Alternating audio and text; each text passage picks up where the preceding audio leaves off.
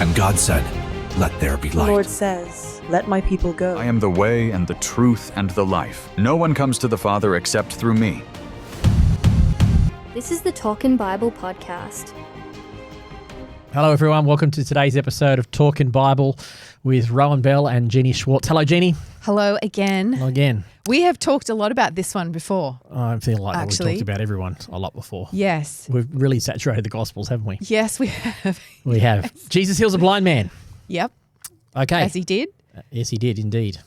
Yes. This is not Jesus healing the blind man in John 9. This is a different story. No, this is in Mark This is in 8. Galilee, yeah. Yes. Yeah, the Galilee blind man. When he arrives at Bethsaida.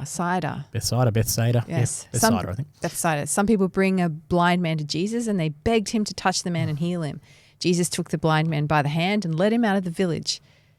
Why would he lead him out of the village? I think he's just trying to preserve the man's dignity, personally. That's Not just my taking him away from doubts, his old crowd. situation, Yeah, yeah. maybe. And that's come back to me. You said that once before, didn't you? No, we yes, have that's talked about just come this. back to me. Yeah. Yes. Yes. Well, that's a good point. Yes. Okay.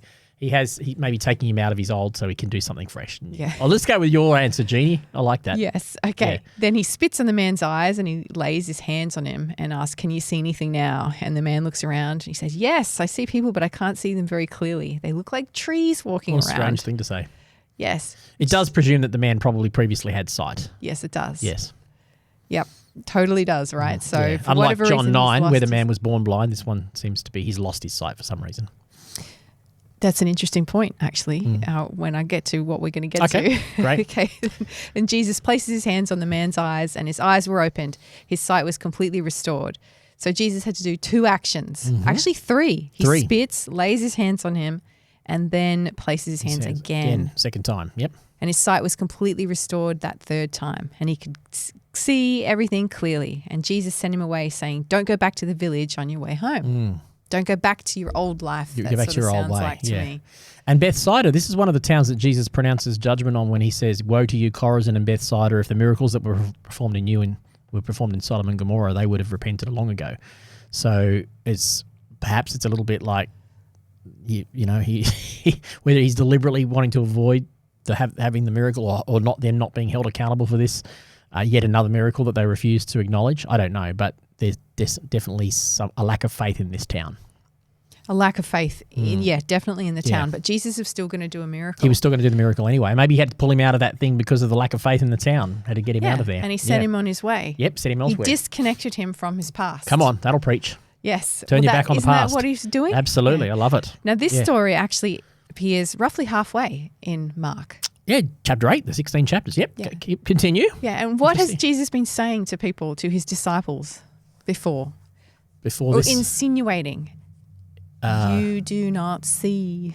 Oh, okay, yes. In the previous chapters? Yes. You're trying to lead me down a path. I didn't know where you were going there. So you're saying in the earlier chapters, Jesus is dealing with sight about who he is a lot. Is that what you're saying? Yes. Yeah, the disciples are not able to see Jesus for who he is. Which is part of what Mark's gospel is really focusing on, that, isn't it? That Yes. they missed who Jesus was, and ultimately the person who recognizes who Jesus is the Roman centurion at the end of the story, not a Jew. Yes, exactly Yes. that. Yes. Yes, Yeah. okay. So by the end of Mark, people do see who Jesus was. But it's usually it's not the people who should have seen who Jesus was. Yes. Yes. And so when it says about Jesus, the blind will see. Yes. In a way, he's talking about his disciples. His disciples here, seeing. Because they don't actually see clearly. Yeah, They see people wow. walking Come on, around like take it away. trees, but only later on will they see him clearly. So this is a miracle and a story that is written that it's not just about this man, it's about the disciples. It's about us as his followers. Good point. Because he takes them out. He doesn't perform this miracle in front of anybody else, but his disciples are standing around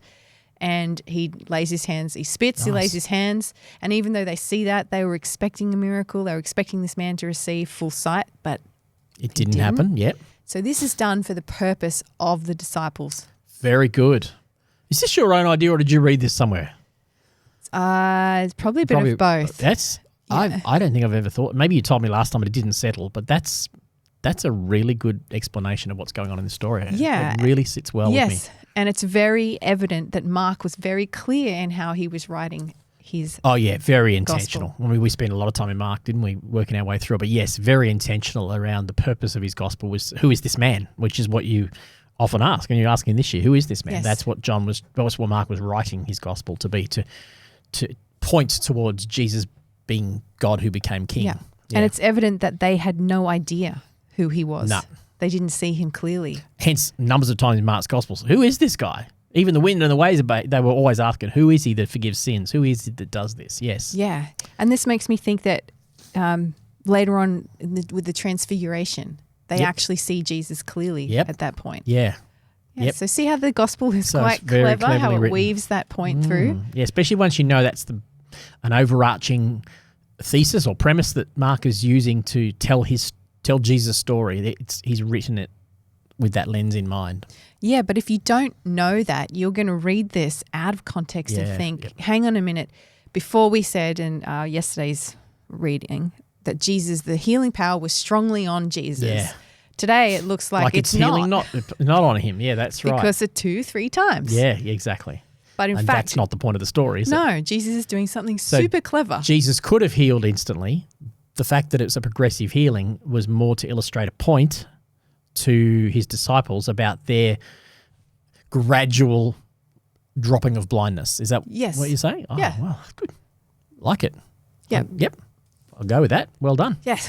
Well, thank you. So this is one of those times that you just cannot read it and understand it without reading Without the whole context. thing. Yeah. Yeah. Great. And asking questions, what is Mark saying? What is he doing? Who is blind? Even the people closest to Jesus Yes. were blind Yes. at a time. Yep. But only through the journeys with him in Revelation do eventually they finally come to the transfiguration Yep. and the death And then of they Jesus see it. and they see him fully. But they also couldn't see him fully because they don't have the full story until the end. Yes. Gotcha. So now, how does that apply to us then? I don't know. You tell me. Well, I'm thinking out loud here. We do have the full story, but we still continue to grow in the depth of the full story. So the message for us is that we all have areas of blindness that we don't yet see Jesus as clearly and fully as he is.